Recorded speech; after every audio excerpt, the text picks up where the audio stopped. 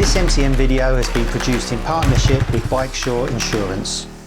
Welcome to MCN. Now, this is Joseph. Hello, Joseph. Hello, mate. And he normally stands that side of the camera. He's our videographer. But also you might recognise him from such videos as a 125 test that we did last year, where Joseph chose his 3 125s he'd actually buy with his own money. We sent them away for 2 weeks to ride them and we came back with a verdict. Well, now Joseph's taken another step along his biking journey and he's passed his A2 licence, haven't you? Yep, levelled up. So the next question is, what A2 bike would he actually buy with his own money? Now, we've got a beautiful array of bikes here. We've got a real A2 bike on the end, CBR 500R, which makes 47 bhp because that's the limit. So that's a bike designed to have 47 bhp in the first place. We've got an MT-07, which is a restricted A2 licensed bike. So you can get it restricted by Yamaha. There's a restrictor in the air intakes and an ECU restriction to bring it down to 47 bhp. Or you could go completely wild card and go for something really cool like this, the ZXR 400, which makes about 60 odd bhp in standard trim. So this has to be restricted as well. But there is a little bit of a twist because Joseph has actually already bought this bike.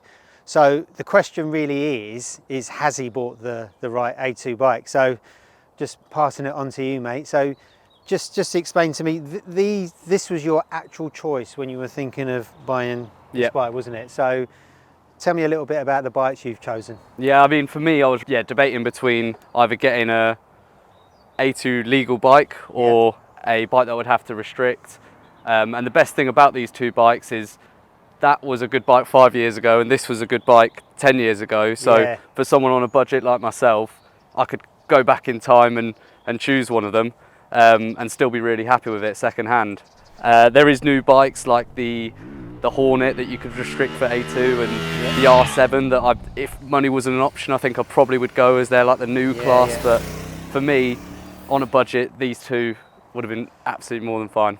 So why these two specifically? Do you like the kind of the blade style? Do you like the super naked style? Where does the style come in? Yeah, that Honda looks fantastic. On a 125, I was just so desperate for more power, and there's other bikes like the Ninja 400 and the RC 390 and the R3, but the fact that that's a 500, they make the same amount of power, but that vanity number for me was a real winner. And I feel like maybe it's aimed at a slightly older market compared to those bikes, and I didn't think those bikes might have been a big enough step up from my 125. And then the MT-07, I think it's pretty safe to say it's probably one of the most popular bikes in the UK. Everybody and their nan seems to have one. Yeah, exactly. And I just kind of want to see if it's overhyped or if it's, do you know what I mean, if that's for a good reason. You were telling me before a lot of your friends like this style of bike or this I'm trying my best to convince people to get into bikes as how awesome they are, and this is the bike that kind of people are like, oh, I could get involved with that. Well, just before we talk about this one, because I'm sure that's what everyone wants to see, because this is just a showstopper wherever it goes, isn't it? But you know, from my experience with these two bikes, the Honda CBR 500 generally wins our A2 license group test when we put it up against those 400s. You know, that extra bit of torque from the fact it's a bigger engine helps. It's a parallel twin as well, isn't it?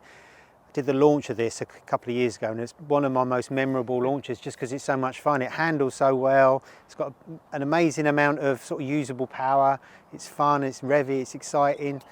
And the same goes with the MT-07.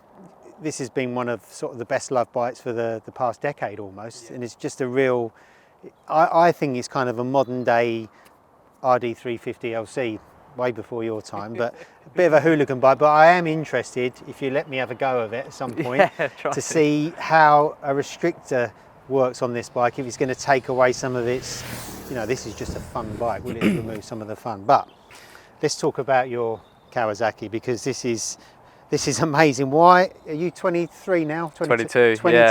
Why is a 22-year-old bought a ZXR 400? So the year of this, it's a 2001 registered, yes, isn't it? It is, yeah. Is it a 99 bike, something like that? Yeah, and then they continued them in the UK till 2003. So what led you to this? Well, I mean, like I say, I was considering these both for months, but they just didn't motivate me to go out and do my test. It's quite an A2, if you don't know, is kind of like it intermittent kind of license that you have before going to your big bikes. And I would only have it for 2 years before moving up and having to do that test again. And these bikes, I don't know, they just didn't motivate me enough to go out and go and do it. But then I started to get a bit more creative, looking at older bikes, and I stumbled across the inline 400 market, and that was it for me. Game over. I think the next week I booked my test. I knew exactly what I wanted. And I think the fact that this bike wasn't designed to be A2. That's right. So, I mean, it's not built down to the price. It's got the silly, pointless Hoover pipes and spoiler on it, which do absolutely nothing, but I think they're just fantastic. You know what I mean, from a style point of view. I mean, back in the day, this was a poster bike for, you know, old fogies like me. You know, because back in the day, these bikes had more technology and gizmos than the super bikes of the day. You know, it's got fully adjustable suspension, aluminium beam frame. It's just, it's a baby super bike in every. It looks like it's on the word. Like in the paddock of a 1990s World Superbike kind of stuff. You wouldn't look out of place. No. Like you say, these are the days of the NC30s, like the baby RC30, the FZR 400. Yes. RR, SP. That's when they stuck RRs and SPs on the end of everything. And there's two strokes like the RGV 250 and the TZR 250 and KR1S. I mean, they were just halcyon days, and it's great to see that you. It's amazing. This has had to be restricted for you, hasn't it? So 64, I mean, God knows what that actually is at the back wheel. It's probably anybody's guess. Mid to maybe mid 50s in real life, isn't it? But you've bought a restrictor kit, haven't you? And it basically just restricts the air intakes to. Yes. I mean, I actually got a chance to ride it unrestricted on some private runway when we were doing some speed testing, and it's definitely, it just feels like a really aggressive rain kind of eco mode that the restrictor is, which I was quite happy about. I thought it would completely castrate it, so it but hasn't spoiled it too much. No, you can still rev it out in every gear. It just takes a little bit more time. Yeah. Do you know what I mean? Restricted compared to not. And these bikes were always about learning, teaching you how to ride and carrying corner speed. So in a way, with even less power, it's even more important just to keep up momentum and learn your lines and body position and all that kind of stuff to teach you how to ride. I mean, it is absolutely fantastic. It's really, really good. Yeah, for me, it makes so much sense, because if you're restricted on power, then look at the other stuff like handling and stuff like that. And this is what I've heard is one of the best handling bikes around. And exactly. What do you think these are going to bring to the party compared to your bike? I think they're just going to be easier to ride, if I'm honest. I mean, it's great having an old bike, but the things like carbs and the way that bike runs is quite difficult. I mean, it took me 10 minutes to get it started this morning. So that can be a bit of a challenge. So I think these will just be easy. Just easier. Yeah. It's been a bit of a journey for you, isn't it? We've been talking a lot when you've got this about getting it to handle properly, choosing the right tyres and all the rest, whereas these bikes are just ready to go. They're easy and simple to ride. They just start and they go, don't they? Exactly. Well, like we did before with the 125s, we're going to let you go away and live with these bikes for 2 weeks. Obviously you already know this one inside out, so it'll be more about these two. And then we're going to reconvene in 2 weeks. And you let me know what you think. Yeah, can't wait. See if you've bought the right bike. Finally summer. Well, I hope so.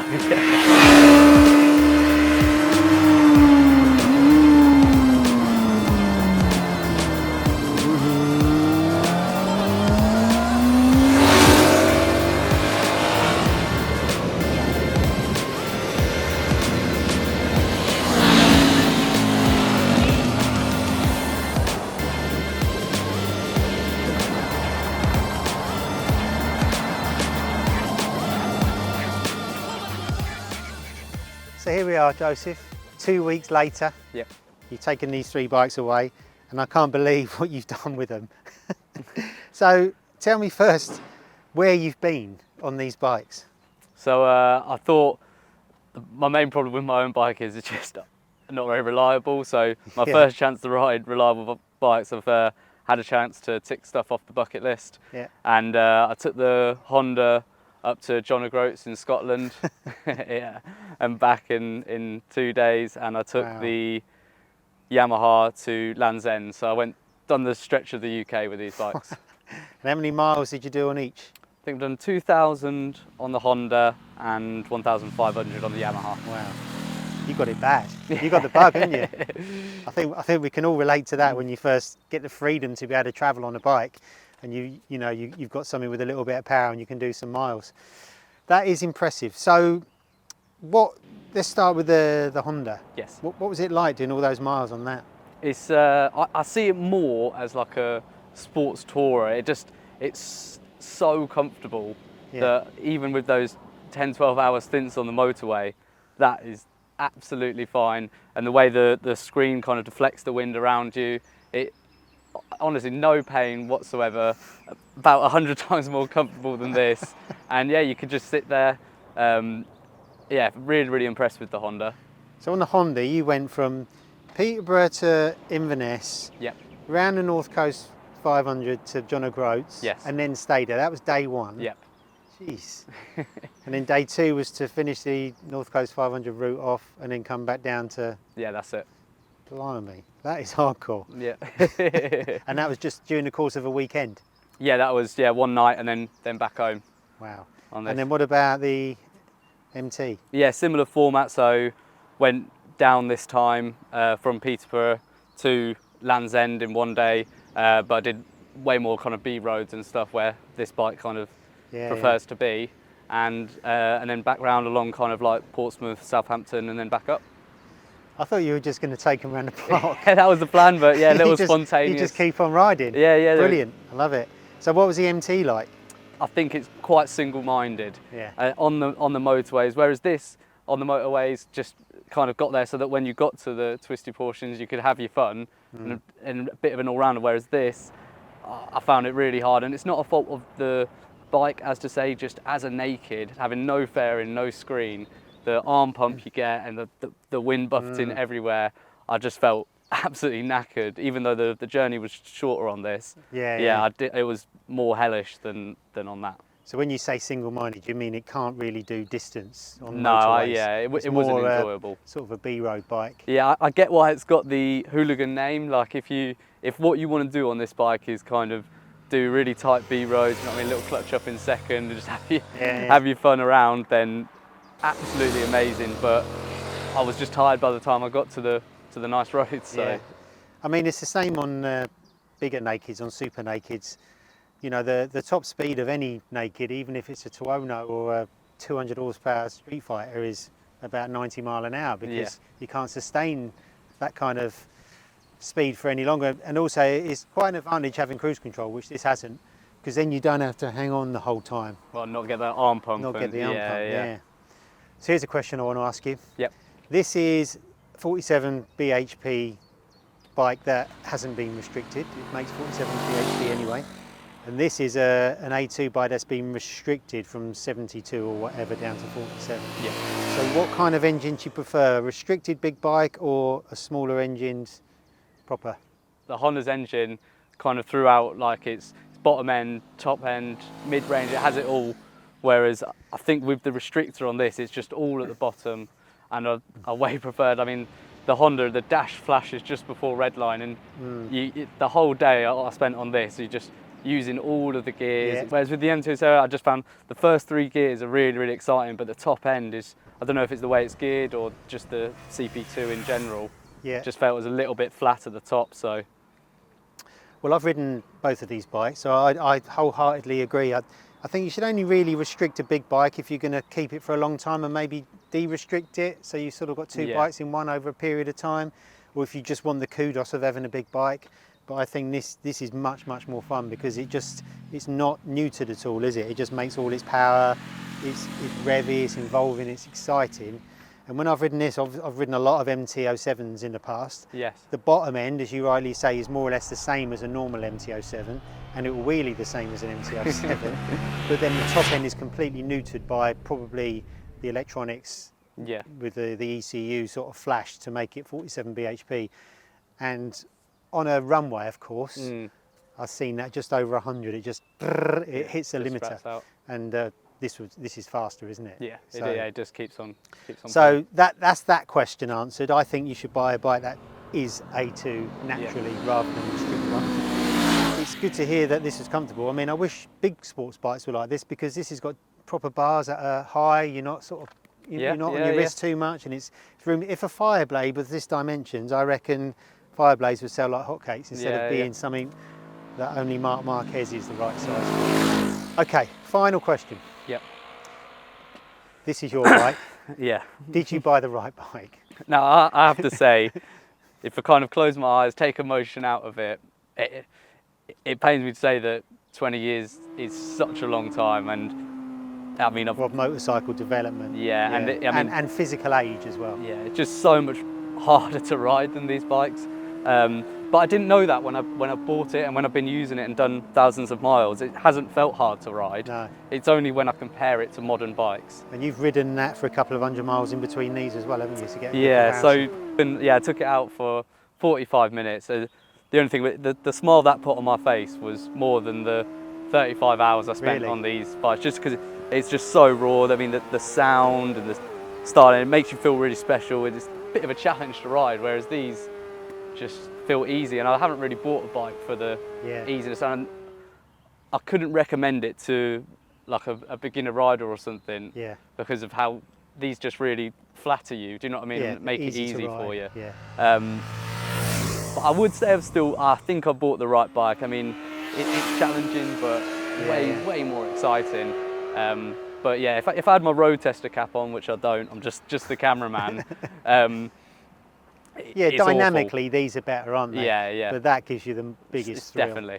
So if you could have your time again, knowing what you know now, you would still buy that? I would, 100% still buy this. It's what I wanted. I wanted a race bike with lights. Yeah, and that's what I got. I think what I wished when I was doing these miles on these bikes was that I could have something that is as exciting as my bike, but with the reliability and the kind of it's brand new. And I just don't think that really exists in the A2 market. But then I thought Kawasaki are actually bringing this bike back in the form of their ZX4R. And I just wanted your opinion, because to me, as a new rider, that bike, this but new, would be absolutely fantastic. So no, I agree. I think it's going to, because it's a 4-cylinder and not a twin. It's going to be revier and more involving.